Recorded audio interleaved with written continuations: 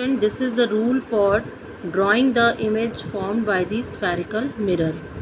So there are certain rules for forming the image through the spherical mirrors means convex and concave. So the first condition we are going to take, that is when the light ray passes from the focus. See, this is a concave mirror and this is what? This is the principal axis and this is the focus and this is the center of curvature. Always remember this thing, whatever the distance you are taking from the pole to focus, you have to take same distance between the focus and center of curvature. Okay, because you know that R is equal to twice of F, or you can say F is equal to R by 2.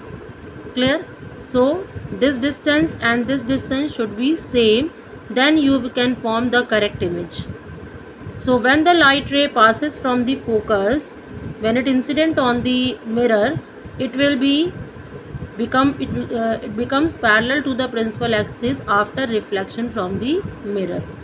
So this is one rule. When light passes from focus, it becomes parallel to the principal axis after reflection. Now come to the second rule. This is the case of the convex mirror. Okay, this is a reflecting surface and this is a non-reflecting surface. So light is coming, that is in this direction from the object. So this is the direction of ray coming towards the mirror and it incident at this point. So you all know very well that in the case of the convex mirror, we have a virtual focus.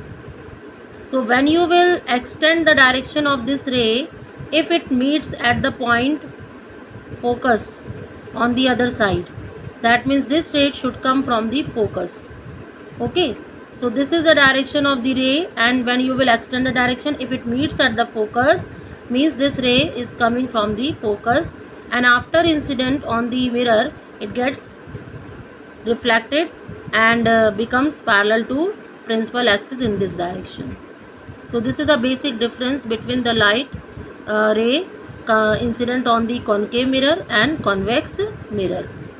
Now the second rule, if the light coming parallel to principal axis, this is concave mirror, if the light is coming parallel to principal axis, then when it incident at the point on the mirror, it after reflection it passes from the focus.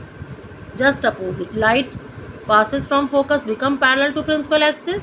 Here the light coming parallel to principal axis and after reflection it passes from the focus. Now the next rule is for the convex mirror, light coming parallel to principal axis and after reflection it diverge in this direction, but when you will extend the direction of this ray, if it meets at the point focus, it means the ray become parallel, incident at this point, it reflected in this direction and it appears to come from the point F. Okay, now the next, when the light passes from the center of curvature.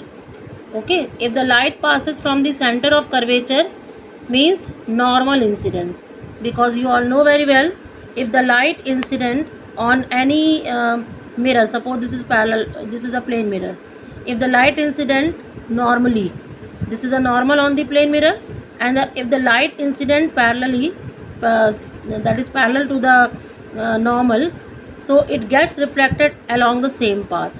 So normal incidence of the light reflected along the same path. So similarly, this is the normal incidence when light passes from the center of curvature, so it will be reflected along the same path. Okay, and similarly here for the convex mirror, if the light incident in this direction and when you will extend the direction of the incidence ray, then if it meets at the center of curvature on the other side, so direction of reflection will be same along the same path. So these are the basic rules for the formation of the image through the concave or convex mirror.